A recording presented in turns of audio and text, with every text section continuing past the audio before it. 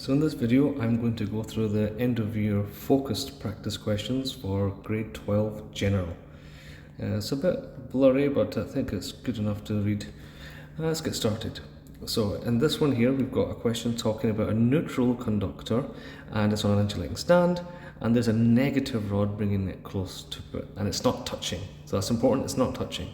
Inside, usually there are some charges, maybe some pluses, some minuses, spread about. What happens is, when this comes close, this negative will repel the electrons all the way to the left-hand side.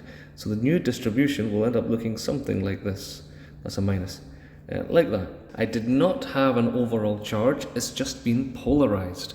So in this case, I would say that A is going to be wrong, B is wrong. No net charge, that's true. Polarized with positive on the right. By drawing it out, I can see this is true.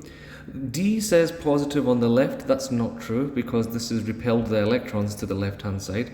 So just remember, it's the electrons that move. Protons are stuck in place. Might be important later. So let's look at this next one.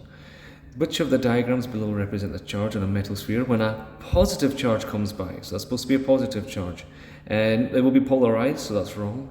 It will not attract the protons. This is wrong. Over here, this is positive and positive together. Again, that's wrong. This is nice. That's a positive charge, and these are negative over here. That looks good. Very nice. Okay, let's move on to the next one. Which of the following materials can electrons move easily? So we're looking for a conductor. Usually, metals are good conductors. In this case, we've got glass, wood, air. They're clearly insulators, and graphite happens to be another good conductor. So in general, graphite, you can look at any metals as well: gold, silver, copper, so on and so on. Keep that in mind. Why is copper a good conductor? Well, it's allowing electricity to move. It's allowing electrons to flow through it. It doesn't allow protons to flow, so that's wrong. Protons don't move. That's why I mentioned it earlier. Electrons move readily. This is true. It always has a negative charge. That's not the case, and it can be insulated. No, it's a conductor. So the best answer is 12B. Over here, which of the following is an insulator? So non-metals, you can see gold, iron, copper, they're metals. So the only one that's not a metal is plastic. Plastic, rubber, wood, concrete, anything like that would be an insulator. Over here, three rods are brought close together. A and B, they repel. If I wanted to draw A and B, so this is A, this is B, they will repel. Okay, and then it says here B and C also repel. So if I bring B and C here, that's C, they also repel. So clearly they all must have the same sign because they're repelling with each other. So A and B do have a same sign. C would not have repelled, so that's not true. Opposite signs mean they would have attracted. It doesn't attract, it repels, so that's not true. A and B have the same sign. C is opposite, again, not true. All three have the same sign. Very nice. Now the difference between conductors and insulators, well, I kind of gave away some answers up there, but I can go through it again. A conductor, basically a nice simple answer is it allows electrons to flow. Electrons to flow. That means if it's going to be an insulator, you can say the opposite, right? It does not allow electrons to flow. Very nice. F-L-O-W. Very good. Conductor examples, I've just mentioned them, so just list off some metals. Copper, iron, silver, steel, so many. Insulators, we've just mentioned them above as well. So we can say rubber, wood, plastic, air, many things like this. Very good. Okay, so now we're moving on to electrons and charge. Here comes a little formula. The first formula we took, this is Q equals Ne, because it's talking about the number of electrons to make a total charge of Q. So you can rearrange or just do shift solve, it doesn't matter. The Q that we have is 2 equals the number that I need, so that'll be my X. Multiply that by electrons. So you need to know the charge of an electron. It will be on the front page of your exam, 1.6 times 10 to the minus 19. So essentially just dividing 2 by that number. Once you do that, hopefully you'll get the answer of this one here, big number, 1.25 times 10 to the 19. Cross over here, what are we saying? Which is not a possible value for net charge on an object. So for this case, it's asking for quantization of charge.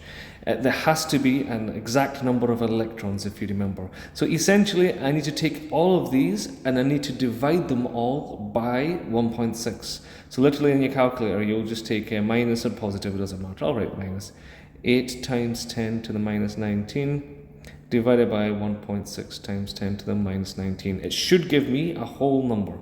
All of them, I have to do it. So I'll start with the first one. Why not? So let's get that answer for the first one. 8 times 10 to the minus 19 divided by 1.6 times 10 to the minus 19. All the minuses will cancel. That gives me 5. Okay. 5. And you probably realize I don't need to do it. I could do 3.2 divided by 1.6 because the times 10s, they cancel each out anyway. And that will just give me 2. That's an easy one. 4.8, I guess that will give me 3, right? I'll double check. I'm assuming that is 3. You can check, of course. You will just go ahead and do it. 4.8 times 10 to the, you don't even need to write that, do you? I'll just write it anyway. Minus 19 over 1.6 times 10 to the minus 19. Cancel, cancel. And that will give me 3.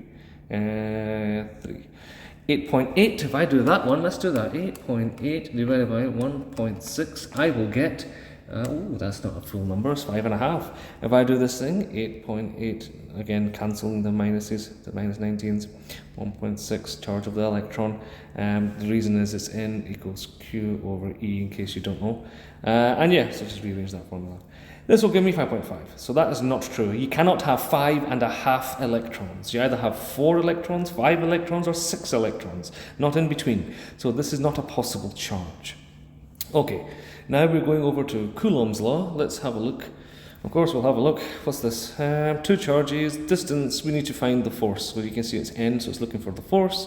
And I'll directly go ahead and put this formula in. K, Q1, Q2 over R squared. K is a constant given to you on the front page. That's 9 times 10 to the 9 multiplied by the 2 charges. By the way, magnitude only. You don't need to write the plus or the minus. So just keep the number only. 1 times 10 to the minus 6.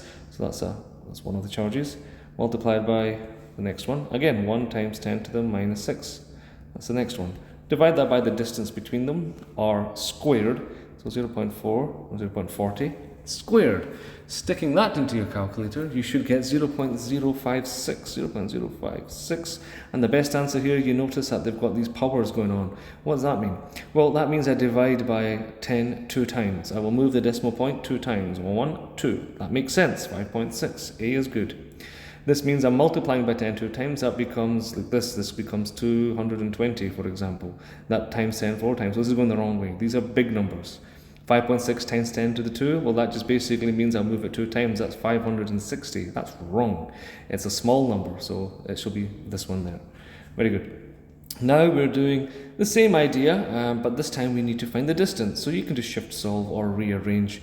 Either way is fine. I'll stick to the usual way. F equals K. Q R squared, which is what I need. I have the force, it's right there. So I will write 6 equals K, 9 times 10 to the 9, multiplied by the 2 charges. So we have 15 and minus 5. So like I mentioned, don't need to write the minus.